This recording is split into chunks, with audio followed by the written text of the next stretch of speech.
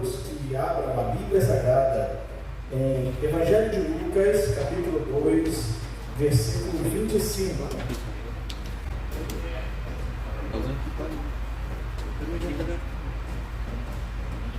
Certamente o Espírito Santo está dirigindo esta reunião e por mais que você já tenha ministrado, como nosso irmão ministrou, isso eu não sei, porque eu estou indo por esse caminho, eu estou falando essas palavras, mas o Espírito Santo sabe, ele é quem dirige a reunião dos crentes, ele é quem guia a reunião dos crentes, e ele tem uma palavra para o seu coração, sendo esta a última semana do mês e o último culto, o encerramento desta campanha. Deus tem uma palavra para você, um encerramento de vitória, um encerramento de vitória.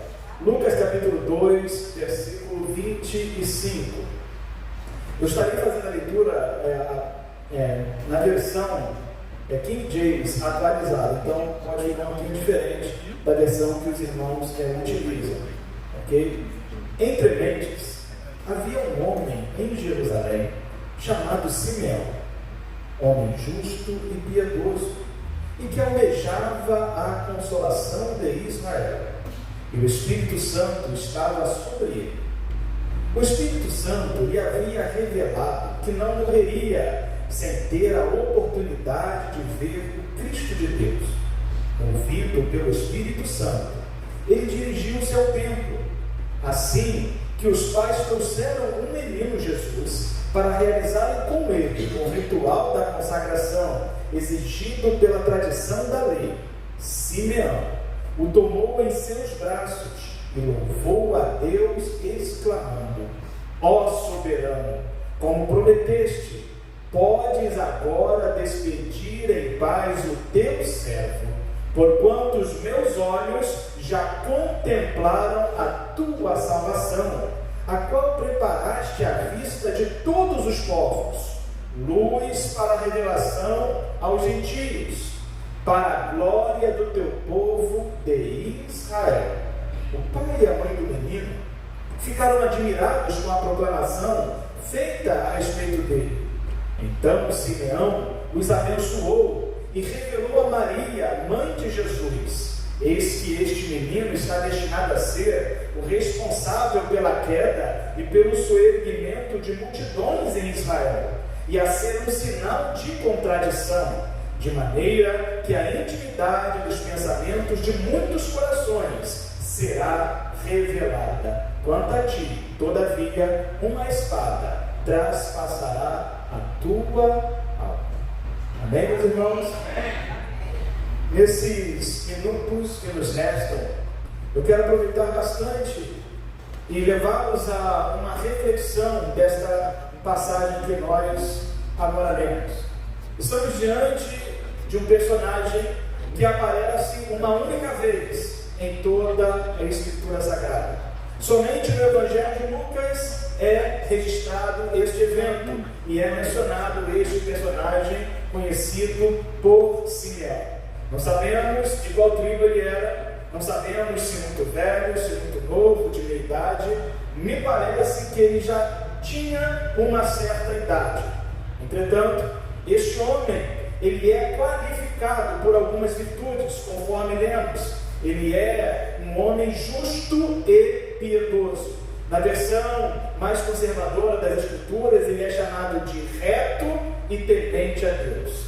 Ele é um homem que tipificava o verdadeiro judeu dos tempos bíblicos, dos dias de Jesus. Ele era um homem que mantinha a sua comunhão com o Senhor Deus Todo-Poderoso, o Deus de Abraão, o Deus de Isaac e o Deus de Jacó. E já no início desta mensagem, eu quero dizer que, a exemplo de Simeão, nós também devemos ser tais qual ele foi: homens justos, homens retos, mulheres justas, mulheres retas, homens tementes, mulheres tementes, homens piedosos, mulheres piedosas nesta presente geração. Eu quero que você reflita sobre a promessa que Deus fez a Simeão. Deus revelou a ele e fez uma promessa dizendo que Simeão não morreria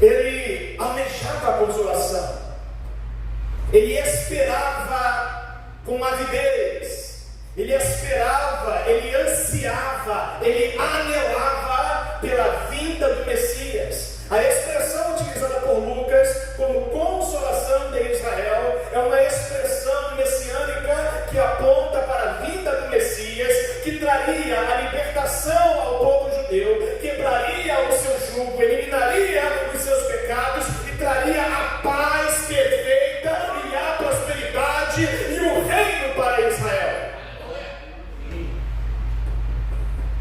Ele é este tipo de homem. E nós, tal qual Simeão, também aguardamos a consolação. Também aguardamos não mais a primeira vinda do Messias, mas aguardamos a segunda vinda, o momento em que a trombeta soará, e então cessará todos os nossos problemas. Ali o Senhor enxugará toda a nossa lágrima. Ali terminarão todas as nossas dores, todas as nossas enfermidades. Aguardamos a consolação. Aguardamos a vinda do Messias. Hoje, a sua segunda vinda. O que me chama a atenção é que Lucas, dentre os evangelistas, é o que faz mais menção ao Espírito Santo. De maneira que ele é também o autor do livro histórico Atos dos Apóstolos. Lucas, ele é paraclético, paracletológico, ele trata da pessoa do Espírito Santo de forma singular entre os evangelistas. E então vai dizer nesses poucos versículos que o Espírito Santo estava sobre Simeão, que o Espírito Santo guiava Simeão e que o Espírito Santo revelava Simeão. Há uma igreja reunida aqui esta noite que deve seguir os passos de Simeão, uma igreja que deve ter sobre si a unção do Espírito Santo, a presença do Espírito Santo, que deve ser dirigida pelo Espírito Santo, guiada pelo Espírito Santo, e deve ser também revelada pelo Espírito Santo, iluminada pelo Espírito Santo, ministrada pelo Espírito Santo. Se não tem o Espírito, não tem unção. Se não tem o Espírito, não tem direção. Se não tem o Espírito, não tem revelação, não tem profecia. Nós precisamos do Espírito sobre nós. Me chama a atenção o texto, quando Lucas diz que o Espírito estava sobre Simeão, porquanto no tempo da lei, que vigorava até os dias do ministério de Jesus, o Espírito Santo não habitava nos homens, mas ele vinha sobre os homens. E não era sobre todos os homens, era sobre alguns homens, algumas mulheres, pessoas selecionadas a dedo por Deus, para desempenhar um ministério específico. Então o Espírito do Senhor vinha sobre eles, se apoderava deles para desempenhar o ministério e depois se retirava de sobre eles, como aconteceu no caso de Saul, Davi, Sansão e tantos outros homens e mulheres que eram ungidos no Antigo Testamento. Mas quando nós encontramos aqui no Evangelho esta menção, nós podemos saber que Simeão era um homem escolhido. Aleluia. Fale para alguém que está do seu lado nesta noite: ei, você é alguém escolhido por Deus, para que sobre ti repouse o Espírito Santo de Deus. Aleluia. Deus poderoso. O Espírito Santo estava sobre ele. Esta promessa está registrada a respeito do Messias no capítulo 61 de Isaías, quando o profeta Isaías, cheio do Espírito, profetiza a vida de Cristo, dizendo: o Espírito do Senhor, Jeová, está sobre mim, porque Ele me ungiu. Aonde está o Espírito, ali está a unção. O que nós carecemos nestes dias são de homens e mulheres verdadeiramente ungidos pelo Espírito Santo.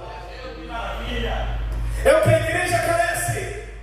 A igreja não carece de mais tecnologia, a igreja não carece mais de dinheiro, a igreja não carece mais de outras coisas humanas. A igreja carece do poder do Espírito Santo.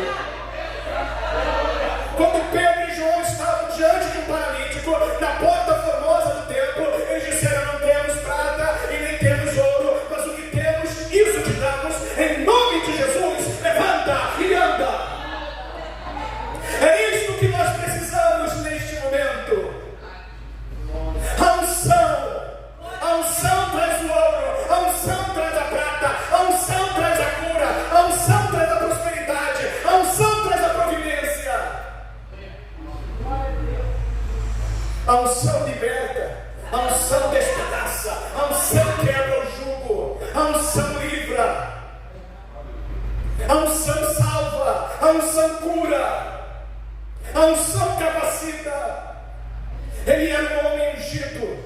Espírito estava sobre ele.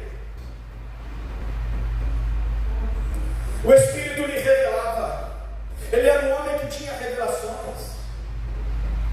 O que mais nós precisamos nesses últimos dias são das revelações do Espírito Santo. A profecia de Joel, que teve o seu cumprimento em Atos capítulo 2, e terá o seu cumprimento total, cabal, durante o reino milenar de Cristo, quando então o Espírito será derramado sobre toda a carne e cobrirá a terra como as águas cobrem o mar. Lá diz que o Espírito do Senhor seria derramado sobre os servos e as servas, sobre os filhos e as filhas, os jovens e os velhos, e eles teriam visões, eles teriam profecias, eles teriam revelações. Onde estão os homens, as mulheres de Deus, que têm as revelações do Espírito? Porque nós temos muitas revelações por aí, mas não são do Espírito. São revelações do Facebook, do Instagram, onde o pretenso profeta investiga a sua vida, decora algumas coisas e depois vem à plataforma, vem ao púlpito e manipula a massa. Não, eu estou falando das revelações do Espírito. Eu estou falando das revelações que não fazem o povo errar. Em Provérbios capítulo 29, versículo 18, Provérbios capítulo 29, versículo 18 diz: não havendo revelação divina, o povo se desvia. A versão conservadora diz: não havendo profecia, pois a revelação está intimamente ligada à profecia. Nos dons do Espírito Santo são 3 dons que revelam alguma coisa: o dom da palavra do conhecimento, o dom da sabedoria e o dom do discernimento do Espírito. 3 dons que revelam alguma coisa e que são veiculados pela profecia. Então a profecia que vem de Deus, ela vem para nos encorajar, para exortar, para consolar e para edificar, para erguer, para construir. Em Daniel capítulo 2, versículo 11, o profeta Daniel, ele é um homem de revelações profundas. Não lerei aqui porque não temos tempo para isso, mas ele chega diante do rei Nabucodonosor e diz que aquilo que o rei pediu era dificílimo e não estava em poder dos homens, mas sim em poder de Deus. Revelar aquilo que está oculto e escondido, os mistérios. Aleluia. Daniel é um homem de revelação, é um homem que tem o Espírito Santo sobre ele. Ele diz: Deus revela o que está em trevas, Deus revela o que está oculto e escondido, e com ele mora a luz.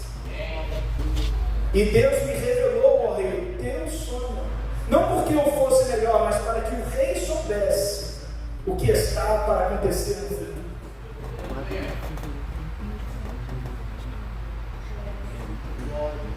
Em 1 Coríntios capítulo 14, versículo 26 diz que quando nós nos reunimos, um tem palavra, um tem louvor, um tem profecia, um tem revelação, um tem línguas, outro tem interpretação das línguas. O nosso culto não pode terminar com essas coisas. Não podemos nos divorciar deste movimento do Espírito Santo. Não somos cessacionistas, somos continuistas. Acreditamos na continuidade dos dons e das operações maravilhosas do Espírito Santo sobre a igreja. Aí em Atos capítulo 20, versículo 22, o apóstolo Paulo diz que o que ele sabe a respeito da vida dele era o que o Espírito lhe revelava de cidade em cidade. E o que lhe esperava não eram coisas aos nossos olhos aprazíveis, mas eram cadeias e prisões. Ser um homem e uma mulher de Deus é estar disposto também a sofrer pelo Evangelho, é estar disposto também a pagar o preço, a ir a lugares que você não planejou ir, para sofrer, para sentir a dor e completar a cruz de Cristo, completar o ministério, levar no seu corpo as marcas do Evangelho, como diz o apóstolo Paulo: ninguém me perturbe mais, pois trago no meu corpo as marcas de Cristo.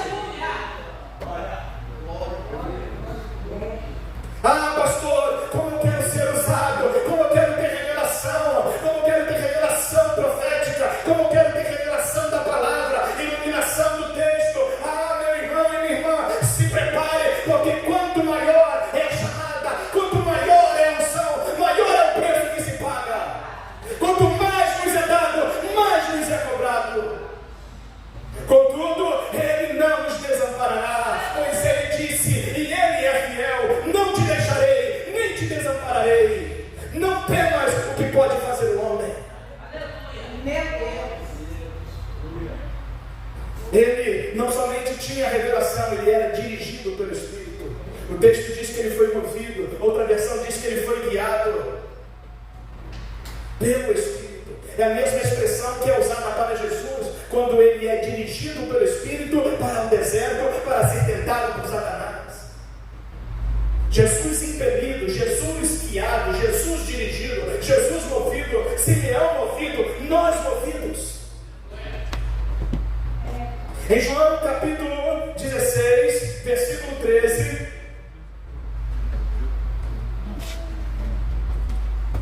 o apóstolo João nos fala as seguintes palavras: no entanto, quando o Espírito da verdade vier, ele vos guiará em toda a verdade.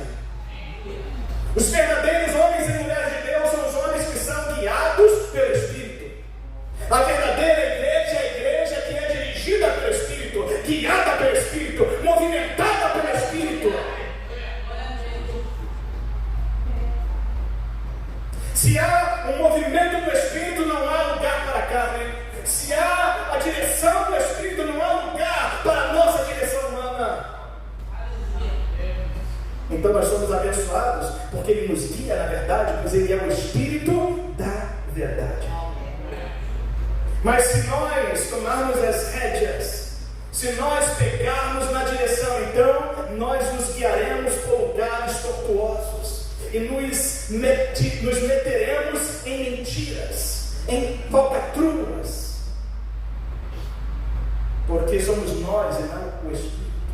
E a Bíblia diz que todo homem é mentira e todo homem é vaidade. Em Romanos capítulo 8, versículo 14, Paulo diz que todos os que são filhos de Deus são guiados pelo Espírito de Deus. Ah, Simeão era filho de Deus. Ah, filhos de Deus aqui esta noite, eu posso ouvir um amém, eu posso ouvir um aleluia, eu posso ouvir um glória a Deus. Há homens e mulheres aqui que são dirigidos pelo Espírito, que querem ser guiados pelo Espírito. Receba do Espírito Santo nessa noite direção, receba do Espírito Santo nessa noite um norte para a sua vida. Você não ficará perdido.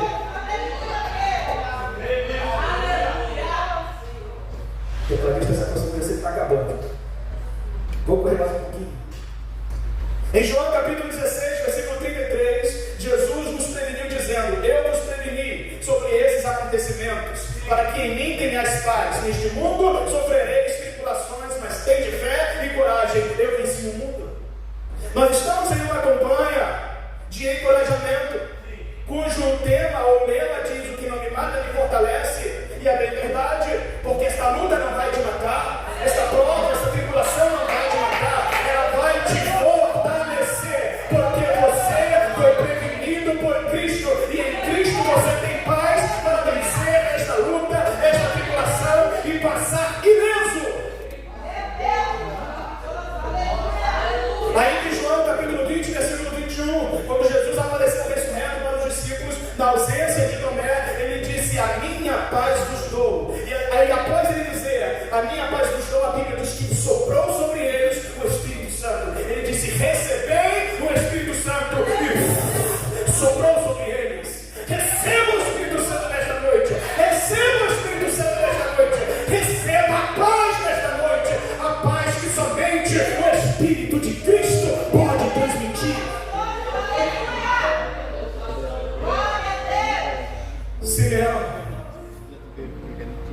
Simeão tinha paz. A palavra em latim para este texto é nunc dies, que é o enunciado da oração de Simeão, que diz: agora despede. Despede em paz. Somente os verdadeiros filhos de Deus têm paz, porque eles têm consigo o príncipe da paz. Eles têm paz para ir e paz para ficar. Eles estão preparados e prontos para o chamamento do Senhor, seja agora ou seja em outra hora. Podes me chamar, Senhor, pois eu estou em paz. Os meus olhos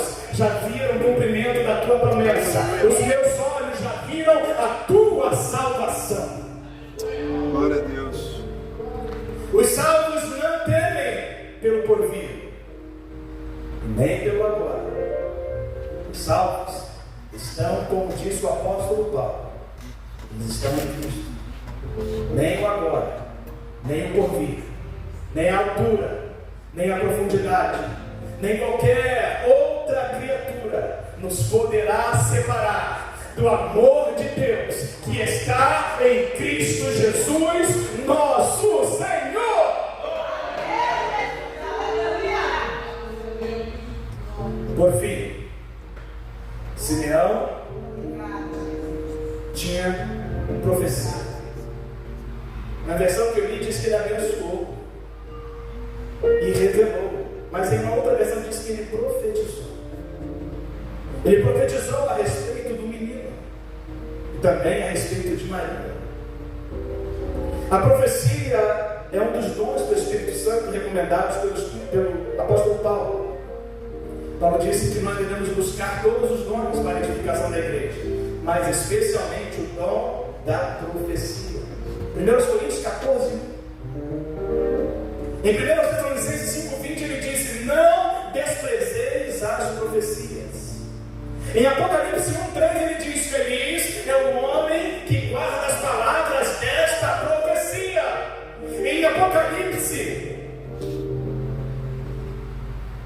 22, versículo 7, o apóstolo João nos diz as seguintes palavras: eis que venho em breve, bem-aventurado, feliz aquele que atende às palavras da profecia deste livro. E aqui eu quero encerrar, pois a Bíblia qualifica a profecia de duas formas: a profecia inspirada, escrita, a palavra de Deus, redigida, anotada, infalível, incorruptível, inalterável. A palavra de Deus que não pode passar, que não pode ser destruída. E também a profecia revelada, que é aquela que vem pela comunicação do Espírito, aonde ele nos revela os segredos do coração dos homens. Ele nos revela coisas do passado, do presente e até mesmo do futuro. Mas a última vez que nós vemos aqui a respeito da profecia, o Senhor Jesus está dizendo: eu venho em breve. Guarda, atenta, observa a palavra. Jesus está vindo, meu irmão. Jesus está vindo, minha irmã. Jesus está vindo, Jesus está vindo. Guarda a palavra, leia a palavra, ame a palavra, obedeça a palavra, atenta para a palavra, e você não será enganado enquanto a trombeta soar. Os seus ouvidos estarão limpos pela palavra, e você ouvirá o seu nome dizendo: sobe, sobe, servo bom e fiel, sobre o pouco tu foste fiel, sobre muito te colocarei. Que Deus lhe abençoe nesta noite, em nome do Senhor